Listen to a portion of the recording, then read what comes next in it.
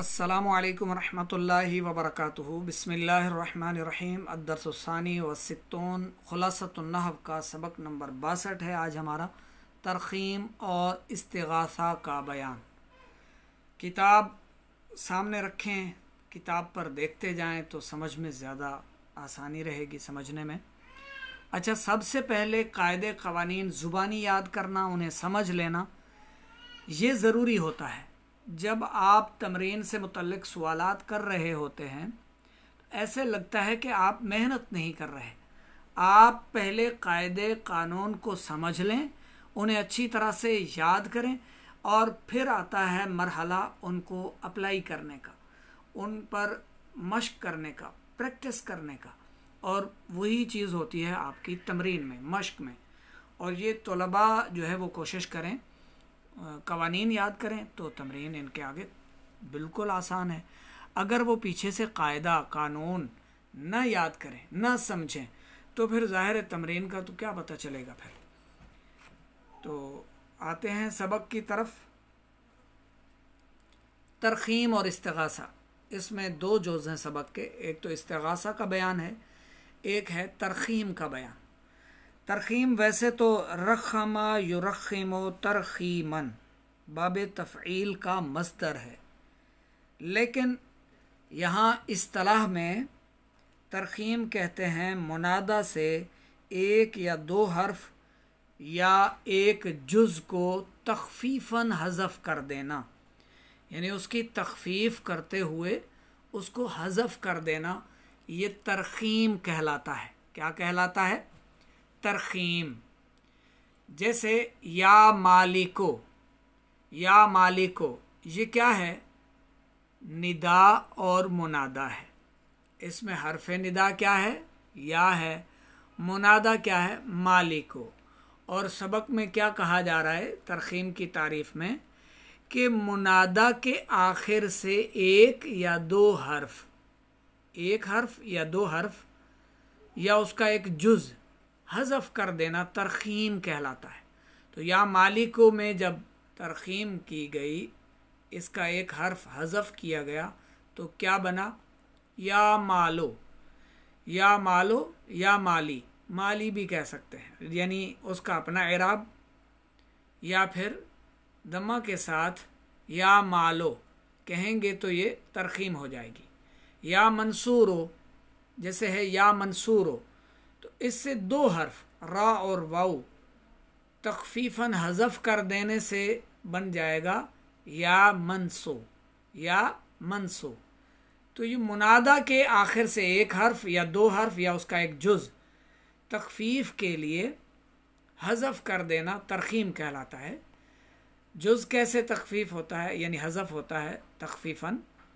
जैसे एक है निदा मुनादा या बाला बक्कू, या बाला बक्कू, बाला एक जुज़ है, बक्कू दूसरा जुज़ है, तो बक्कू हज़फ़ कर देने से ये रहेगा या बालू, या बालो। या फिर इसके अपने इराब या बाला के साथ भी अदा कर सकते हैं इसको, या बाला या फिर या बालू। आगे आते हैं क़वानीन की तरफ। क़वाइद व फ़वाइद। नंबर 1, मुनादा में तरख़ीम तब जायज़ है जब कि वो अलम हो, 3 हुरूफ से ज़ायद हो। पहली शर्त क्या है? नंबर 1 अलम हो, नंबर 2 3 हुरूफ से ज़ायद हो, अलम 3 हुरूफ से ज़ायद हो। और तीसरी शर्त क्या है? मबनी अलद्दम हो या मुनादा के आखिर में ता हो। ये 4 शराइत हैं। मुनादा में तरख़ीम तब जायज़ होगी जब वो अलम होगा, ये ज़हन में रख लें, जब वो अलम होगा। आगे ऐसा ना हो कि कोई जो है वो आप मश्क में फिर जाएं तो फिर आप वहाँ जो है मुनादा को तरख़ीम के हवाले से फिर कन्फ्यूज़न का शिकार हो जाएं। मुनादा को तरख़ीम कब जायज़ है? तख़फ़ीफ़न। तरख़ीम करना कब जायज़ होगा? नंबर 1 अलम हो। अलम क्या है? अलम आप पढ़ चुके हैं, इसमें अलम, अलम हो, 3 हुरूफ से ज़ायद हो, यानी रुबाई मुजर्रद हो, रुबाई मज़ीद फ़ी हो, वो तो खैर अफ़ाल होते हैं, खमासी मुजरद हो, खमासी मज़ीद फ़ी हो, जो कि अस्मा होते हैं, 3 हुरूफ से ज़ायद हो, 3 ना हो, ये जहन में रख लें, तभी तरखीम होगी। हज़फ होगा उसका आखिरी एक हर्फ या 2 हर्फ या फिर एक जुज़। और मबनी अला दम यानी मरफू हो, पेश के साथ हो, ये भी शर्त है। या फिर या मुनादा, या फिर यह है कि मुनादा के आखिर में ता हो। अब यहाँ इसकी मिसालें दी गई, या खालिदो। अब या खालिदो कितने हर्फ हैं? 1 2 3 4, 3 से ज़ायद है और अलम भी है, तो इसको हम तरखीम के साथ यानी तखफीफन इसका आखिरी हर्फ हज़फ करते हुए या खालो, या खालो कह सकते हैं, या खाली कह सकते हैं, या खाले या खालो, ठीक है, इसके अपने इराब के साथ या फिर दमा के साथ। लेकिन इसमें ये तीसरी शर्त मबनी अला दम भी पाई जा रही है, पेश के साथ है, मरफू है, ठीक है। या फिर गोलता या शातो से या शाह, या शाह, ठीक है। तो ये 3-4 जो कवानीन है इसके, ये जहन में होंगे तो आगे चलकर आप कहीं पर भी समझने में आपको आसानी रहेगी। ये लफ्ज़ कौन सा है, यहाँ तरखीम वाला है या मैं भूल रहा हूँ, इस तरह आपको जहन में फ़ौरन आ जाएगा जब आपको कानून याद होंगे कि मुनादा में तरखीम कब हो सकती है, जबकि वो अलम हो, 3 हुरूफ से ज़ायद, उसके अंदर हर्फ हों और मबनी अला दम हो और मुनादा के आखिर में ता हो। ये 4 शर्तें हैं, इनमें से कोई भी हो। नंबर 2, तरखीम में एक हर्फ गिरता है, लेकिन अगर मुनादा का आखिर हर्फ सही हो और उससे पहले मद्दा ज़ायदा हो तो 2 हुरूफ गिरेंगे। जैसे या इफ्तिखारु, या इफ्तिखारु, इसका आखिर क्या है? हर्फ सही है और उससे पहले अलिफ मद्दा है, तो अब क्या होगा? 2 हर्फ गिरेंगे, अलिफ भी और रा भी। तो क्या रहेगा? हज़फ के बाद ये 2 हरूफ हज़फ हो जाएंगे तो बनेगा या इफ्तिखा, या इफ्तिखा, ठीक है। तो ये कायदा भी जहन में रहना चाहिए आपके, ये कानून, कि अगर मुनादा का आखिरी हर्फ हर्फ सही हो और उससे पहले मद्दा ज़ायदा हो तो 2 हर्फ गिरेंगे, सही है। और मुनादा मुरक्कब मस्जी या अददी हो, मुनादा मुरक्कब मस्जी या अददी हो तो आखिरी इस्म गिर जाएगा। जैसे या खम्सो, या खम्सा अशरता से, या खम्सा अशरता से अशरता गिर जाएगा, या खम्सो रहेगा, या खम्सो। नंबर 3, मुनादा मुरखम। मुरखम कौन सा होता है? जिसकी तरखीम की गई हो, को दमा के साथ और उसकी अपनी आखिरी हरकत के साथ दोनों तरह पढ़ना जायज़ है। जैसे ऊपर भी आप समझ चुके हैं, या खम्सा या खम्सो दोनों तरह जायज़ है। या हारिसो से या हारे या फिर या हारो, उसकी अपनी हरकत के साथ भी उसको बुला सकते हैं, अदा कर सकते हैं, या फिर उसको दमा के साथ, पेश के साथ, या हारो या फिर या हारे। ये तरखीम का सबक यहाँ मुकम्मल हुआ। आगे है इस्तिगासा की तारीफ, किसी को मदद के लिए पुकारना इस्तिगासा कहलाता है। अच्छा, मुनादा आप पढ़ चुके हैं, मुनादा किसी को बुलाना, पुकारना, तवज्जो उसकी अपनी तरफ मायल करना, किसी की तवज्जो चाहना, ठीक है।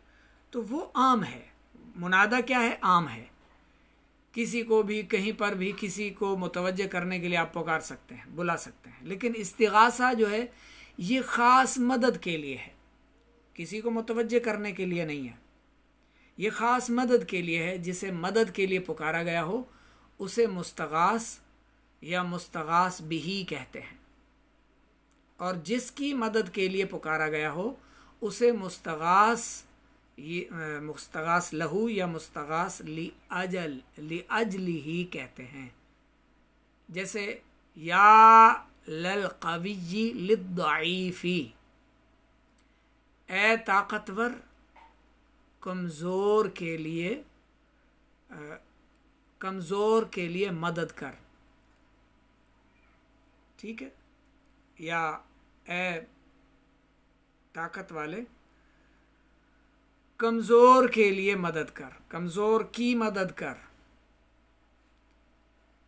मुस्तगास या मुस्तगास बिही किसे कहते हैं? जिसे मदद के लिए पुकारा गया हो, वो होता है मुस्तगास या मुस्तगास बिही। और जिसकी मदद के लिए पुकारा गया हो उसे मुस्तगास लहू या मुस्तगास लि अजलिही कहते हैं। इसके कवायद और फ़वायद क्या हैं? नंबर 1, मुस्तगास बिही और मुस्तगास लहू दोनों पर लाम होता है, जो मुस्तगास बिही में मफ्तूह और मुस्तगास लहू में मकसूर होता है। जैसे या लज़ैदिन लिल फ़कीरी, या लज़ैदिन लिल फ़कीरी, तो ये मुस्तगास लहू जिसके लिए मदद के लिए पुकारा गया, उसमें लाम क्या है? मकसूर है। लाम क्या है? मकसूर है। और जो मुस्तगास बिही है जिसको मदद के लिए पुकारा गया, उसका लाम क्या है? मफ्तूह है, लज़ैदिन, ठीक है। मुस्तगास बिही और मुस्तगास लहू समझ लिया आपने। मुस्तगास बिही, जो मुस्तगास बिही है जिसको मदद के लिए पुकारा गया है, उसका लाम क्या होगा? मफ्तूह। और जिसके लिए मदद के लिए पुकारा गया उसका लाम क्या होगा? मकसूर। जैसे पीछे या लल कविजी लिद्दईफी वाली मिसाल में आपने लल कविजी, ठीक है, जो मुस्तगास था या मुस्तगास बिही जिसे मदद के लिए पुकारा गया, उसका लाम मफ्तूह है। जिसके लिए, जिसकी मदद के लिए पुकारा गया, उसका लाम क्या है? मकसूर है। दूसरा कायदा, कभी मुस्तगास बिही के आखिर में अलिफ लाया जाता है। जैसे, अच्छा, इसका माना क्या होगा? ए जैद फ़कीर की मदद कर, यानी फ़कीर के लिए मदद कर या फ़कीर की मदद कर। या हुसैना लिल असीरी, ए हुसैन कैदी के लिए मदद कर या कैदी की मदद कर। कभी मुस्तगास बिही के आखिर में क्या आता है? अलिफ आता है। नंबर 3, मुस्तगास के शुरू में लाम इस्तिगासा हो तो ये मजरूर होता है। ये क्या होता है? मजरूर होता है। मुस्तगास के शुरू में लाम इस्तिगासा हो तो ये मजरूर होता है, और अगर इसके आखिर में अलिफ इस्तिगासा हो तो ये मबनी अलल फतह होता है, जैसा कि ऊपर मिसालों से वाज़ेह है। आगे इसकी तमरीनें हैं। तमरीन नंबर 1, 2, ये आपने अगर सबक को अच्छे से याद कर लिया होगा, यानी जब आप याद कर चुकेंगे फिर आप तमरीन देखेंगे, मिसालें देखेंगे, तो इसमें आपको कोई परेशानी नहीं होगी, कोई मसला दरपेश नहीं होगा। तीसरी तमरीन जो आपको मुश्किल लगती है, हालांकि ये मुश्किल नहीं है, अगर आप कायदे कवानीन याद कर लें तो ये मुश्किल नहीं है। जैसे पहला देखें आप, यूसुफ़ु ला ततकल्लम। अब ये यूसुफ़ु क्या है? यूसुफ़ु ये मुनादा है, ये मुनादा है, और इससे या क्या है? या हरफ निदा क्या है? यहाँ पर या हरफ निदा नहीं है। अगर सबक नंबर 61 को आपने अच्छी तरह से याद किया था तो यकीनन आपको यहाँ पर समझ आ जाना चाहिए। जैसे अल्लाहुम्मा अग़फ़िर लना, वो असल में क्या था? या अल्लाह हो, तो या हरफ निदा वहाँ से महजूफ थी, नहीं लगाई गई। सबक नंबर 61, ये देखें, कभी हरफ निदा को हज़फ भी कर दिया जाता है, जैसे अल्लाहुम्मा अग़फ़िर लना और अस्सलामु अलैका अय्युहन नबी। ये असल में या अल्लाह हो और या अय्युहन नबी था। तो या यूसुफ़ ला ततकल्लम,